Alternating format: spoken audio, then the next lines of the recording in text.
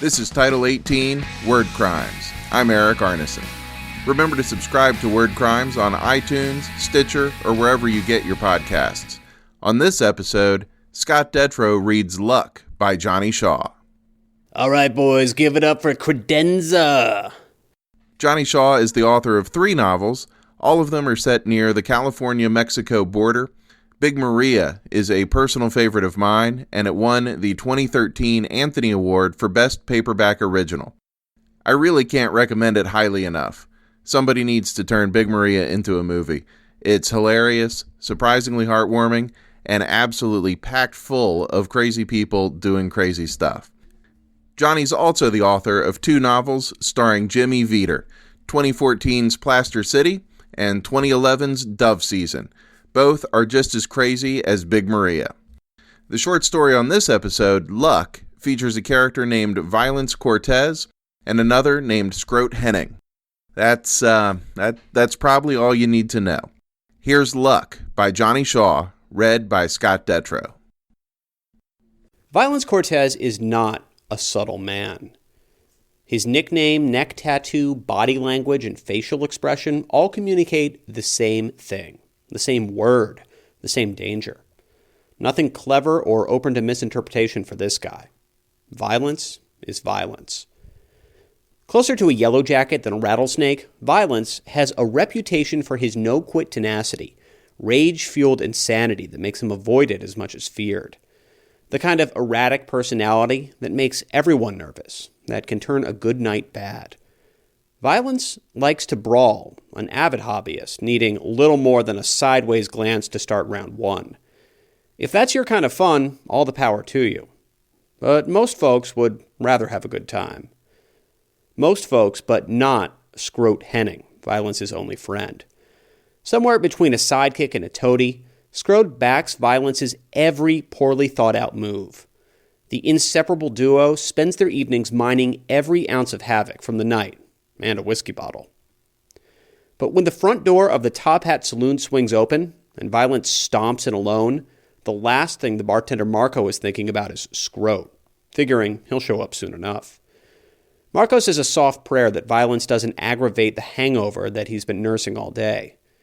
Sometimes all you can do is hope your trailer is standing after the tornado. You can't run, hide, or fight a force of nature. You can only have enough good luck to survive it. Marco cracks open a Coors Light, sets it on the table just as Violence sits, and acts like he's happy to see the dumb psychopath. "You seen Scroat? Scroat Henning?" Violence asks. "There more than one Scroat?" "Don't know, could be. You seen him?" Marco shakes his head. "Ain't seen him since you two were in. What was that, a week, 10 days? Violence nods, his eyes never leaving Marco's. "You sure you're telling me the truth?" Heat rises to Marco's face. Having his word challenged is not something he trucks with easily. But looking at Violence, eye twitching, breathing forced, Marco douses the flames with a big splash of "What the fuck are you doing?" "Got no reason to lie," Marco says through a strained smile. "Everyone's got a reason to lie," Violence says with a smile that would make a child cry. "Just saying. Your pals with Scroat, kind of, maybe. Maybe he tells you to tell me you ain't seen him. Like that. You being a friend." "We ain't friends, really. Just a guy I see. A guy who comes in the bar. If you don't know where he is, I sure as hell don't." "Yeah, that's the thing. Can't find him. Ain't heard from him in days." "Maybe something's wrong?" "Sure as hell is. Because when I find him, I'm gonna kill this son of a bitch." Violence Cortez and Scroat Henning leaned against Scroat's Filipino blue Toyota pickup in the parking lot of the Fast Trip, drinking tall boys and chucking the empties in the truck bed. Neither would go so far as to call it a ritual, but since Violence got back from up north, this was how they spent their Saturday nights. Other than the casinos, there wasn't much else to do in Indio, and neither man had extra money to gamble. "Some people just got more luck than others. More good luck, more bad luck. But luck makes their life. Luck wouldn't be a word if it weren't a real thing." After 10 beers, Scroat always leaned toward philosophizing and pontificating. He wasn't smart, but he had ideas. "We, the two of us, you and me, we've always had bad luck. Not our fault, none of the things that happen." "I don't buy that shit," Violence spit on the ground. I ain't no puppet, got no choice. I control me and mine. Big difference between bad luck and a fuck-up. Give me a smoke. Scroat dug out his pack and handed it to Violence. Just saying, if I wouldn't have had the bad luck 3 years ago, the worst luck of Connie coming home early on the one day I was finally able to talk Cinnamon off the pole at Hot Lips 3 and get her to come back to the house, then I'd still be married and a regular dad and all. Like getting struck by lightning, the timing of that. I'll tell you what, bad luck. Couldn't be anything else. I mean, you remember Cinnamon. Not like I had a choice. Violence shook his head and lit the smoke, but let Scroat continue. And it was bad luck the cops pulled into the parking lot at Dirty Pete's just as you was punishing Israel Ramirez for being an asshole or whatever reason I'm sure he had coming. Why'd you give him that beat down again? He said poison rocked harder than Metallica. Exactly, capital offense. On any other night, Izzy would have just took that beat, no harm. Free ambulance ride, stitches and plaster. But soon as the cop sees a guy pummeling another guy with a stop sign, they know they can frame him on some bullshit charge. Bad luck is why you got your 4 years for assault. And an extra year for destruction of county property. Violence laughed and gave his buddy a hard slap on the back. You're an idiot, Scroat, a straight-up retard. But God love you, you're always ready to take a buddy's side, no matter how stupid. Violence held up his can. Scroat tapped his against it, and they both downed the remainder of the beers. The clang of empty against empty signaled their need for more. Violence drives past the fast trip, but there are no cars parked out front. No sparkly blue pickup, that's for sure. It's Saturday night. It's where Scroat should be. Hell, it's where Violence should be, drinking and shooting the shit. They never even had to call to meet up. It was their routine, tradition. Now, Violence is sure that Scroat is avoiding him. And if Scroat isn't dead in a ditch, he's going to wish he was. Other than drinking with Violence, Scroat only has one other thing in his life. Strippers. But Violence can't remember the name of the dancer that Scroat is banging. What is it with that idiot and strippers? It's probably the tits. They all have tits. And that's a big deal to a guy like Scroat. Violence can't even remember her stage name. Always something spelled all squirrely. He might even know a stripper named Squirrely. He knows a Candy, Alexi with 3 X's, and most of the spice rack. Sage, cayenne, saffron, pepper, cumin, and, of course, nutmeg. Hell, what does it matter? Not like he can look it up in the phone book. But he can head over to Hot Lips 3. He knows her by sight, tramp stamp and all. Eventually, Scroat will show up. That's where the tits are. Violence smiles as he turns right on the next street, thinking about tits and punishment. Scroat pulled 3 bags of Fritos off the chip rack. Violence knocked them out of his hands onto the floor. Neither man bothered to pick them up. What was that for? Scroat asked. I ain't gonna smell Frito breath the rest of the night. Smells like a rendering plant. Might as well fart in my mouth and get it done with. Gotta eat, I'm hungry. Jesus Christ! Violence scanned the store and pointed at a display of cookies. Grab some Oreos or Chips Ahoy, anything but Nutter Butters. They're worse than Fritos. I was more in the mood for savory, Scroat said with a bit of a pout, but he walked to the cookies. Violence set his 2 6-packs of Tall Boys on the counter in front of the bored teenager. And a pack of Marlboro. You should buy a lottery ticket. I can prove my point, Scroat yelled out behind him. What point? Violence said, watching his buddy dump an armload of cookies on the counter. About good luck and bad luck. I'll bet if you buy a lottery ticket, you won't win nothing, 'cause you got bad luck. Born under a bad sign like that. If you had good luck, you'd win, right? Not exactly scientifical. One try, that wouldn't prove diddly shit, dumbass. Most people don't win. You saying most people got bad luck? From what I can tell, from what I can see, yeah. The world is mostly bad luck. There'd be more people living in mansions, driving nice cars if people had good luck. Shit, how many you know that got jobs? Ain't done time. Violence turned to the teenager. The beer, the cookies, and one of them scratchers, the one with Elvis on it. Back at the truck, Violence and Scroat each shotgunned a beer, followed by a beer chaser. Scroat pulled out a sleeve of Oreos, and they had a contest to see how many they could fit in their mouths, laughing through the black crumbs. After he chewed and swallowed, Scroat said, Ain't you going to check your ticket? Violence shrugged and pulled it out of his pocket. So if I win a free ticket, does that mean I have good luck? Only if that ticket wins. Money is the scorecard for good luck. More money you got, more good luck, Scroat said. But I'm telling you, we're both cursed, brother. You'll see. Violence dug his fingernail into the lottery ticket and scratched. There were 6 numbers. He had to match 2 of them. The most he could win was $50,000. He scratched them in order. The first 3, $2, $100, $10,000. What if I win $2? Barely feels like nothing. Hell, the ticket cost me $1. $1 profit? Doesn't really seem like good luck. The second 3, $50, $5, $10,000.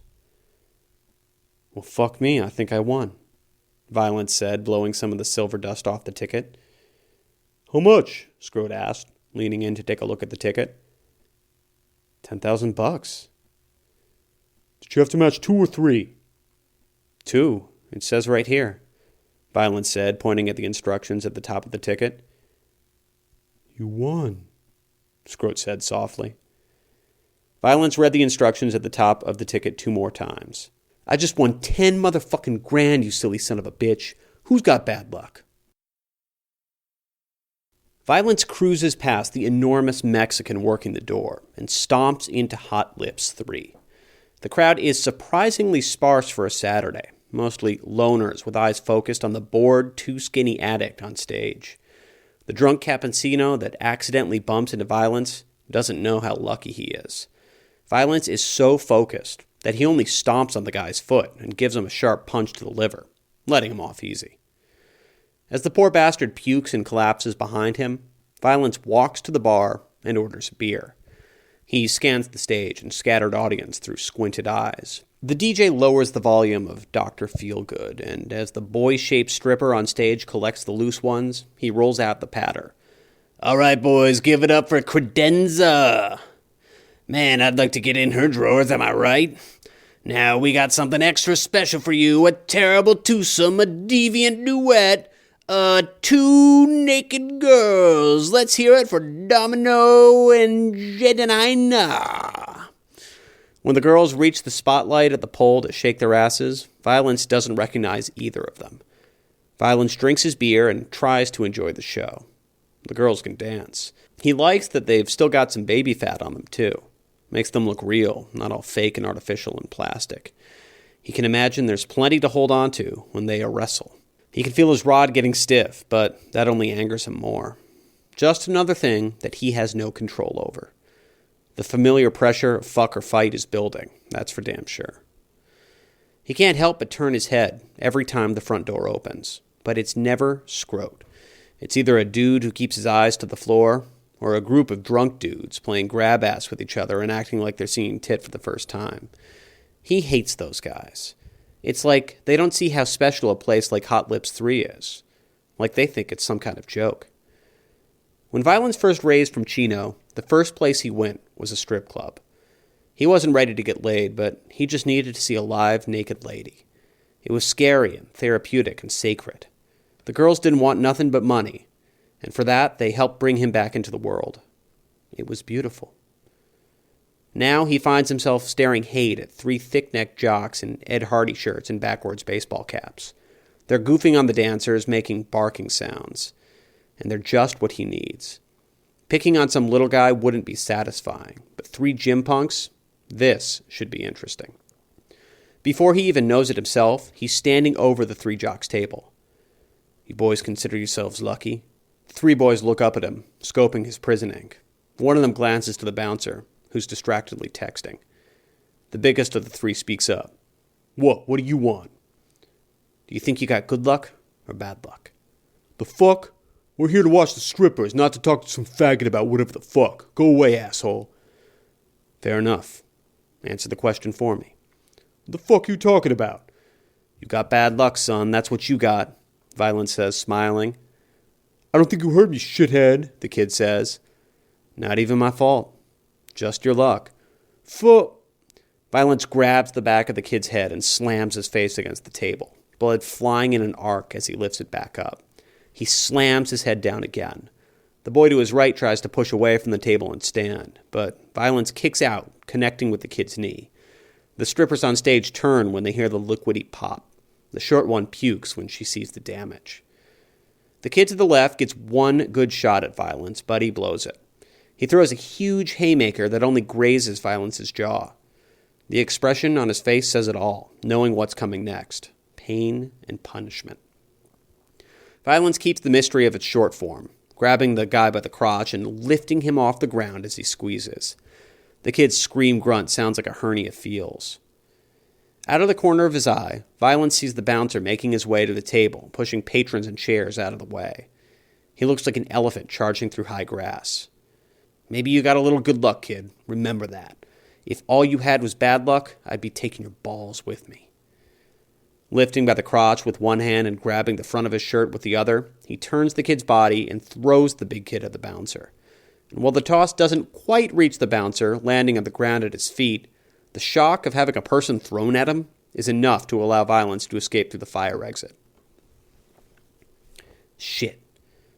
Violence threw his beer can against the side of the truck. I can't win this. Can't win no lottery. Why? What's wrong? Scroat asked, watching the wasted beer drain onto the ground. Maybe you were right about bad luck, Violence said. I can't win the lottery. What are you talking about? You just did. It's gambling. It's a violation of my parole. Any kind of gambling.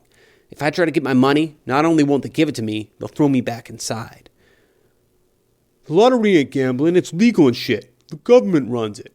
And the government can't do anything illegal. They make the laws. They make the rules, too. Violence lit a fresh cigarette off his old one, laughed to himself, then grabbed the front of Scroat's shirt.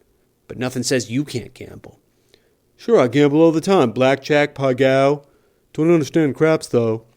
You can mail the ticket in and get the money. I'll give you a commission, say 10%, $1,000, just to use your name and get the cash. $1,000? Sure. Violence pulled the ticket out of his pocket, looking at the matching numbers for the 50th time. He handed it to Scroat. Don't lose it, and don't even think about trying to run off with that money. Scroat looked hurt. I would never do that. I know, because I would fucking kill you. I wouldn't. Money makes people stupid sometimes.